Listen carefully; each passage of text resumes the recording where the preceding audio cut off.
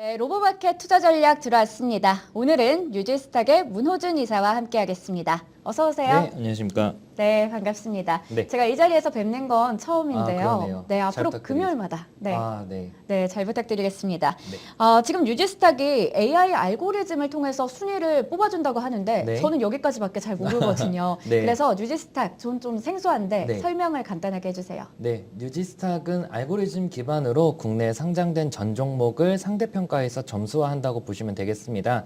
그래서 키움증권이 지금 시장에서 몇 점인지, 삼성전자가 몇 점인지 그렇게 점수로 내 종목을 평가 내릴 수도 있고, 아니면은 이 점수가 있으니까 등수도 매기죠. 그래서 오늘 삼성전자가 코스피 중대형 중에서는 몇 등인지 이런 걸 볼 수가 있겠고, 또 등수가 많이 올랐는데 주가는 안 올랐다, 이런 종목들이 앞으로 상승 가능성이 높다고 볼 수 있겠고요.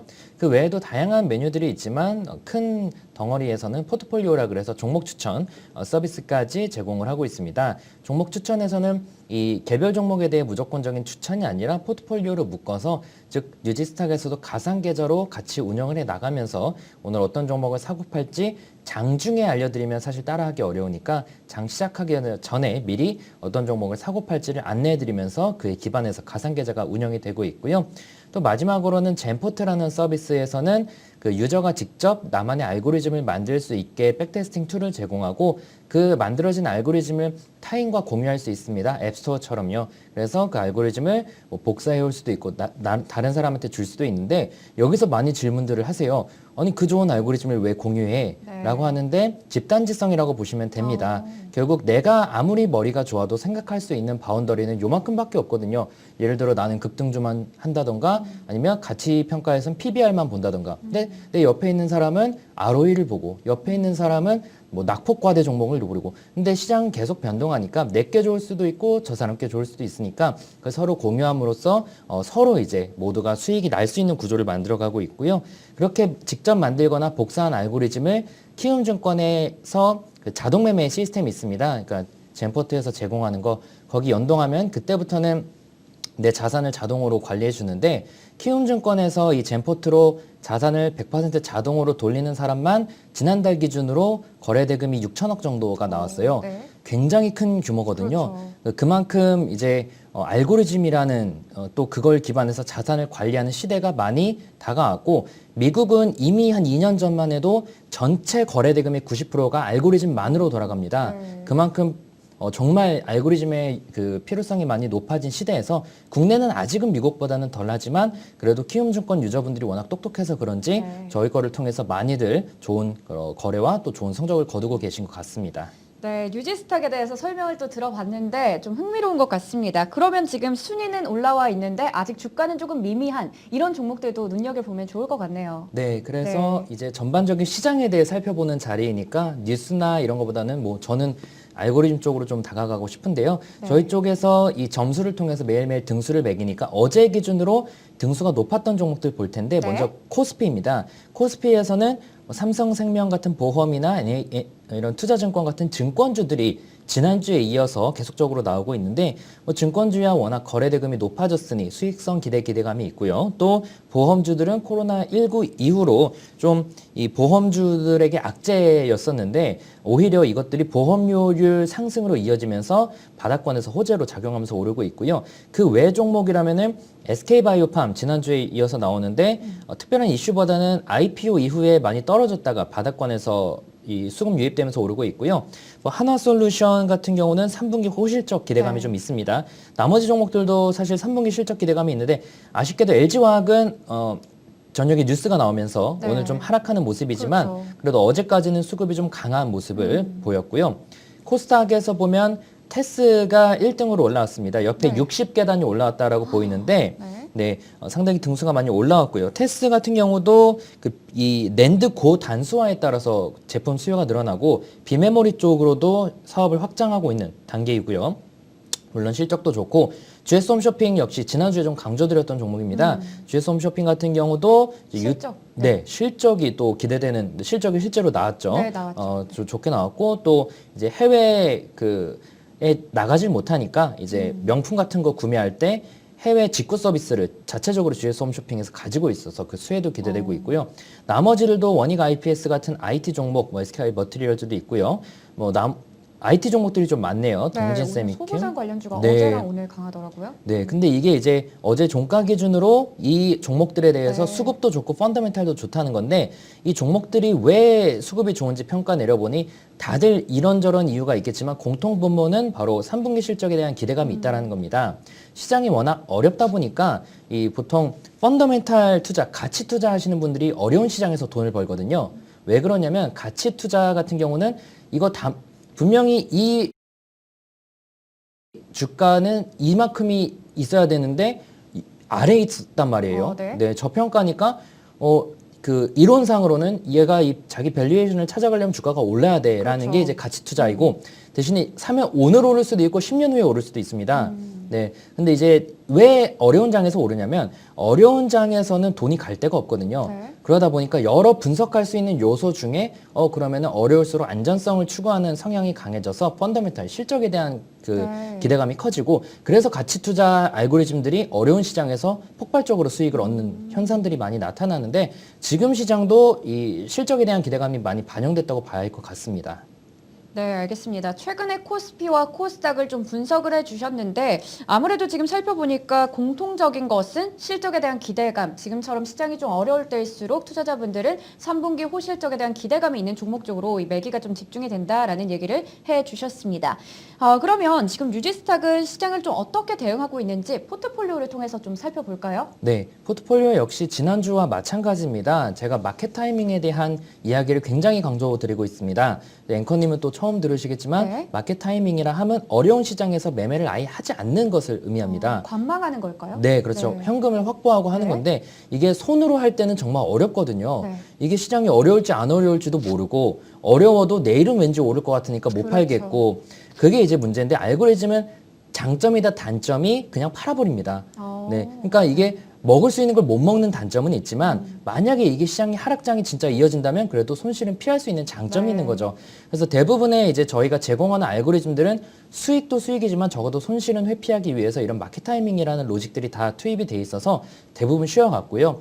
내부적으로 키움증권 유저분들이 뭐 6천억, 사실 자동 매매가 6천억이지 그 외에 150만 개의 알고리즘이 돌아갑니다.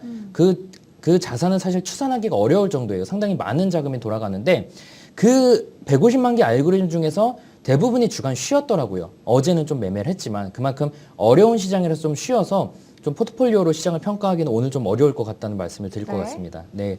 그래서 그 다음으로 이제 좀 전략적으로 그러니까 뉴스나 이런 쪽으로 말씀을 드리자면 당연히 미국 대선 결과에 대한 불확실성이나 아니면 코로나19 재확산. 우리나라는 좋지만 사실 뭐 해외는 굉장히 힘들다고 하니까 그렇죠. 네, 그런 우려감들이 커지면서 시장이 약세가 이어지고 있고 또 이 얘기도 계속 드리지만 코로나19가 발발한 2월 달에 주가가 좀 떨어졌지만 지금은 2월 달 고점을 거의 다 돌파했잖아요. 그렇죠. 네. 근데 비정상적이죠. 네. 물론 국내 증시에서는 부동산 자금이 묶이고 돈이 갈 데가 없으니까 주식으로 쏠리고 하는 그런 별개의 이유도 있긴 하지만 그냥 단순히 경제와 주식만 보면은 네. 경제가 이렇게 안 좋은데 주식이 오르는 건 말이 안 되거든요. 그렇죠. 네. 그래서 그런 관점에서 조금은 보수적으로 시장을 계속 볼 필요가 있습니다. 알고리즘은 마켓 타이밍이라든지 뭐로 인해서 어려운 장에서 매매를 아예 안 해버리지만 사람은 심리적으로 그게 어렵거든요. 그래서 너무 희망적으로 시장을 보기보다는 언젠간 또 시장은 오르니까 현금을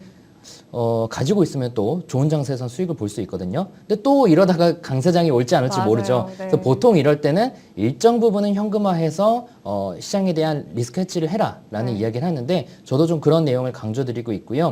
그리고 아까 앞서 말씀드린 것처럼 호실적 발표 기업에 대한 관심도가 높아지는데 그래서 그 다음에 오늘은 좀 호실적 기업 리스트를 가져왔어요. 많이 가져왔네요. 네. 네, 이거는 그 지금까지 발표한 기업들 중에서 영업이익이 30% 이상 증가한 기업들 대신에 네이버는 안 들어갔어요. 왜냐하면 그렇네요. 네이버는 네. 매출이 아마 줄었을 거예요. 네. 그러니까 다 증가했는데 영업이익 30% 이상 증가한 기업이고 아무래도 소형주들이 이게 큽니다. 키네마스터, 서인바이오 이런 것도 200% 영업이익 증가했고 네. 오셈임플란트, 에코프로, GS 홈쇼핑도 실적이 굉장히 좋아졌고요. 그렇네요. 다른 종목들도 실적이 많이 좋아졌는데 아무래도 IT 쪽이 많죠. 네. IT 쪽이 많고 흑자 전환 기업으로는 LG 디스플레이, 현대로템, OCI 이런 종목들도 있습니다. 그래서 이 지금 방송이 뭔가 종목을 추천해드리는 방송 시간은 아니니까 여러분들이 이 리스트 중에서 그냥 이론적으로 실적이 좋아졌는데 주가가 못 올랐다.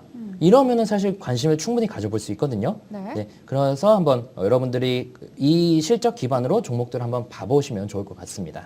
네, 알겠습니다. 지금 시장에 아무래도 마켓 타이밍이 또 중요하다 이 강조를 좀 해주셨는데 지금 시장이 워낙에 어렵다 보니까 현금을 어느 정도 확보를 하고 있어야 그래도 손실도 줄일 수 있다라는 얘기까지 해주셨고요.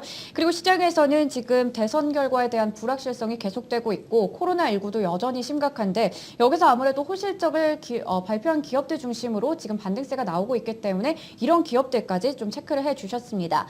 자, 그러면 지금 시장에서는 좀 섹터별, 업종별로 봤을 때는 어떻게 접근을 하는 게 좋을까요? 네, 업종별로도 저희가 80개 이상의 업종으로 분리를 해놨고 그것도 순위를 매기는데 어제 기준에서 업종 1등을 한 업종은 바로 미디어 광고 쪽입니다. 네. 미디어 광고 쪽에서도 속해 있는 종목 중에서 1등을 한 종목은 스카이라이프인데요.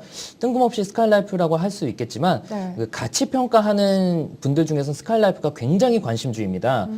사업 자체가 그게 성장성이 높은 건 아니지만 밸류에이션이 상당히 저평가되어 있다라고 하네요. 네. 그 외에는 현대홈쇼핑이나 퓨처스트림 네트워크스 같은 종목들이 있었고 그 외에 화학이나 반도체, 제약, 의료기기, 유통, 패션, 반도체 소재, 자동차 부품, 공작기계 업종이 상위권에 좀 포진되어 있는 상황이니까 여기 또 속해 있는 종목들 한번 관심 있게 보시기 바라겠습니다.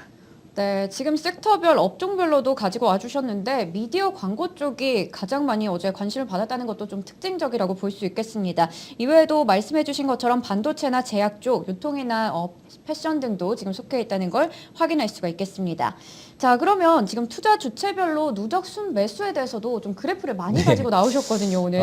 네. 그래프 하나씩 확인해 볼까요? 네, 이게 병입니다. 하다 보면은 네. 계속 하다 자료를 준비하는 병이 있어서 평소에는 네. 끊는데 오늘 못 끊었고요. 일단 이거는 그냥 재미삼아 봐주실 수 있을 것 같습니다. 네. 뭐냐면 우리가 개인 수급, 외국인 수급, 기관 수급 이런 수급 주체들 중에 뭐가 좋고 뭘 따라가야 되냐 이런 생각들을 많이 하는데요. 그렇죠. 그래서 2007년 이후부터 어제까지 그런 데이터를 분석해 봤습니다. 순매수 누적으로 해서 과연 어떤 수급이 가장 똑똑하냐인데요. 네. 지금 보는 건 총합적인 거고 밑으로 내려보면 이제 개인입니다. 네, 개인 같은 경우는 이 중간에 있는 요게 이제 코스피 지수고 요 무슨 색이죠? 요 파란색인가요? 파란색인가요? 네. 네. 요게 이제 개인의 순매수인데 그 시장이랑 조금은 안 맞죠. 특히나 그렇네요. 네, 지금 그 코스피가 횡보하던 때 순매수가 굉장히 감소했었고 네. 그러다가 최근에 동학개미 운동이 성공한 케이스가 사실 2007년 이후로는 처음입니다. 개인이 성공한 게. 네. 네. 이때도 보시면은 이때가 몇 년도죠? 이때도 네. 주가가 떨어질 때 많이 샀잖아요. 그러니까 개인들이 유일하게 성공한 게 이번 동학개미 운동이고요. 그리고 외국인 같은 경우는 의외로 시장을 굉장히 잘 따라갑니다. 오, 네. 제 생각에는 외국인들 같은 경우는 그 소형주 매매보다는 삼성전자나 대형주 위주, 시장을 이끄는 종목들을 위주로 투자하다 보니까 아마 시장과 동조 현상이 나타난 것 같은데 아무튼 외국인 수급. 그래서 이걸 본다면 시장이 정말 많이 빠졌다라는 걸 누구도 알 수 없겠지만 외국인 수급이 안 들어오다가 저점에서 들어온다면 저점일 수도 있겠구나라고 해석을 할 수도 있을 것 같고요. 네. 그 다음은 이제 환율과 외국인 수급의 상관성인데 이거는 뭐 우리가 익히 알고 있는 이론대로입니다. 그래서 환율이 떨어지면 외국인 수급이 좀 증가하는 그런 모습이고요. 그리고 이제 기관 순매수. 기관들은 정말 시장과 정반대로 움직입니다. 맞아요. 네. 참 우리 돈이 들어가 있는 그런 주체도 있을 텐데 그 기관 같은 경우는 그래서 별로 중요하게 볼 필요는 없을 것 같습니다. 네. 근데 재밌는 게 개별 종목적으로는 기관 수급이 들어오는 저가 종목이 좀 저점을 다지는 경우는 많은데 네. 지수와 비교해 보니까 지수와 기관 수급은 정반대로 움직인다라는 그렇네요. 걸 볼 수. 비례하는 모습은 아닌 네. 것 같네요. 네. 그리고 이제 기관에 사실 속한 거죠. 사모펀드는 지속적으로 좀 파는 모습인데 롱숏 전략 위주로 하는 게 사모펀드인데 공매도를 계속 치는 모습입니다. 2007년 이후로 그런 모습이고 또 연기금 같은 경우는 아무래도 계속 사죠. 네. 계속 사는 모습이라 연기금이 많이 샀다 그래서 좋다 말다 평가하는 건 좀 어려울 것 같습니다. 투자 신탁 같은 경우도 좀 공매도를 많이 치는 주체죠. 그래서 계속 팔고 있는 상황이고요. 그리고 기타 법인 같은 경우도 사실 공매도를 좀 많이 치는 그런 모습을 볼 수 있겠습니다.